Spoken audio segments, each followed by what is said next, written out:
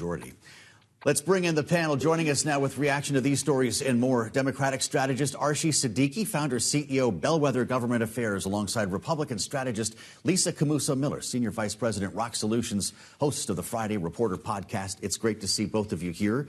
So a major blow, we're told, on redistricting, but of course Texas is already leading the charge on this. Will this be precedent for other states, or maybe cover for other states led by Republicans to say no? I think that Washington has lost sight of how much power the states have. When you work in state government, which I did for nearly 10 years of my life, there is nothing that's more frustrating than having Washington tell you how to do your business. And so this is on first read, right? But to me, it feels a little bit like Washington tried to tell Indiana how to do their business, and Indiana said, thanks very much, we're going to do it our way. Yeah. I mean, I don't know if that's right or wrong, but that's my initial reaction to that. Well, vote. Mike Braun never loved the idea of the Republican governor to begin with. Did Donald Trump find the line in Indiana? Well, I think they were reluctant from the beginning, right? They didn't think it was a good idea. And they were brought to Washington, and they were given a talking to about this. There were some Truth Social posts. The president and the VP have been very aggressive. So I don't think this is over yet. Because I don't think the president is walking away from this. And I think if you do look at even the timeline on this redistricting effort, it was very interesting because it was immediately you pass this, signature Republican reconciliation bill, and then you go straight to redistricting. So I think we're going to see the effort on redistricting intensify on the Republican side. It'll intensify, which means Democrats will answer? I think Democrats have done a good job of holding their own and acting in a defensive manner. I want to ask you both about what happened today on Capitol Hill and specifically in the Senate. 2 swings at the ball, 2 misses, Democrat plan, Republican plan to deal with the expiration of Obamacare subsidies. One of them, the Democrats' plan, would have extended. The Bill Cassidy plan for Republicans would have taken a different approach with health savings accounts. It really doesn't matter, Lisa, because they both failed. And everyone today is telling us that we're going over the cliff. Millions of people will see their premiums rise next month. Is that the case? It sure feels that way, Joe. And it's just a reminder that this is not an easy issue to have to deal with. That's why, we've been going at this for so long. Obamacare, there was a reason why that was controversial, and it continues to be called Obamacare, is because it ends up being political, and it ends up being very difficult to solve. The only people that suffer here are the people that are going to have their premiums go up. And that's really that's the worst part about today's news. Well, the political fallout could be dramatic. Not only the reverberations that we could see in the midterm elections, but also right here in Washington, with government funding set to expire at the end of January. I talked to Brendan Boyle about this today, the top Democrat on the Budget Committee, about whether we see a government shutdown once again in light of this, in light of Republican rescissions packages, maybe another reconciliation bill. Here's what he said. I certainly don't want a government shutdown. I think it would be enormously costly to the country, and will do everything I can to prevent one. But the issue of rescissions remains, and my essential point remains intact and valid. And I even have privately a number of Republican members, especially those in the Appropriations Committee, who come up and voice to me their frustration that we follow the process, we follow the law, we put together packages, we vote for them in good faith, and then you have a White House and Office of Management and Budget Director who comes around the very next day and does these rescissions. Now, we don't know if there will be another rescissions package, although the administration has promised that they'll be working on them. Is that enough to really shut down the government again? Listen, I am optimistic and hopeful, but I think, in this last debate, this rescissions aspect was really left in the wayside. I think the rescissions efforts by the administration have been big poison pills for Democrats, because if you can't cut a deal and rely on that deal, then what are you doing? So I think then we move to actually no discussions or negotiations, as you recall. Right.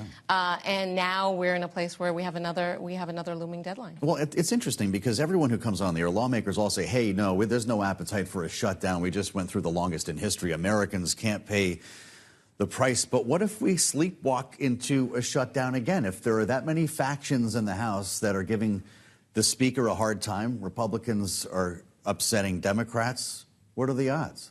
It feels more and more likely that a shutdown is imminent. Really? Yes, because as much as there's not an appetite for it, there's inaction everywhere in Washington right now on Capitol Hill. So if they can't figure out how to, and the holidays, by the way, are all in the middle of all of that. So folks have to go home. It just feels like the clock is running out. And so unless some sort of deal is struck, I think that it feels, even though we don't want it to happen, I think it feels like a shutdown is very likely. Wow.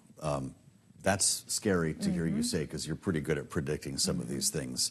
And the Speaker, you worked for a former Speaker of the House. I realize has one of the hardest jobs in Washington, if not the country, but he is not making many people happy in the House. When you look at the number of folks who are criticizing the Speaker, the five families are one thing. When you consider Nancy Mace, Marjorie Taylor Greene, Elise Stefanik, who say that he's not treating women respectfully in the House. President Trump was asked about all of this at the White House yesterday. He was quick to defend the Speaker. Listen.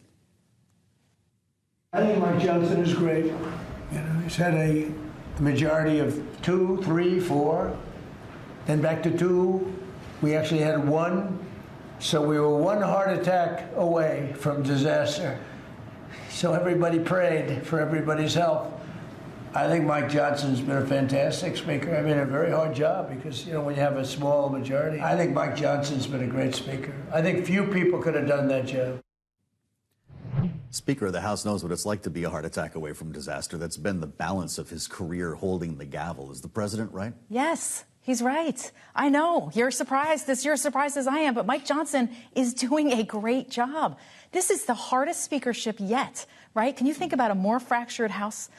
Republicans and Democrats, I mean, everybody is fractured on all sides. Mike Johnson is outperforming on every single, NDAA looks like it may be on its way to success based on what happened yesterday. Mike Johnson is, while I hear all of these other things, I think Elise Stefanik is running for governor. I think she needs to separate herself from the Congress. I think a lot of this is political, and I think that ultimately he is the best guy for the job, and there's no one else who could do it better right now. Well, the latter part of your answer is important. Is there anyone else who would even want that job? We just talked about the potential for Speaker Johnson to be fired so many times that it doesn't seem to ring true anymore. Well, I just think it's an audience of one, really. I mean, I think the president disproportionately is going to decide who the Speaker of the House is going to be. And I think as long as he has his support and endorsement, I think Mike Johnson is in good shape. Agree. Are you as fearful about a shutdown as Lisa was? I was struck by your answer there, Lisa. Imminent shutdown. I'm a little bit less fearful from the perspective on, I think from the Democratic perspective, the issue of health care was put on the table and in a very robust way. If nothing happens by January 1, then that will be an issue that will carry into the midterms. So I think health care is one piece, but the affordability issue will continue. So I think Democrats will continue to focus on that. But I do think that the appetite to actually get back to some sort of bipartisanship is there, and there's no reason to relitigate the Affordable Care Act if it gets resolved. Sure, ever the optimist. If we go over the cliff, if there's no solution to premiums rising, do Democrats win the House? I think they win the House regardless. Really? It feels like it feels very much like it's really tough math. I think the issues are really difficult. I think regardless of what the facts are, Republicans have the affordability issue that takes people into the polls, and they're unhappy with how expensive everything is. Wow. I would counter that a little bit, just because I think Republicans are masters of, lowering expectations. So a year is a long time, so there's still a lot of work to be done. All right, no predictions of a blue wave yet. Arshi, Siddiqui, Lisa Camuso Miller, thank you for a great panel. And check out the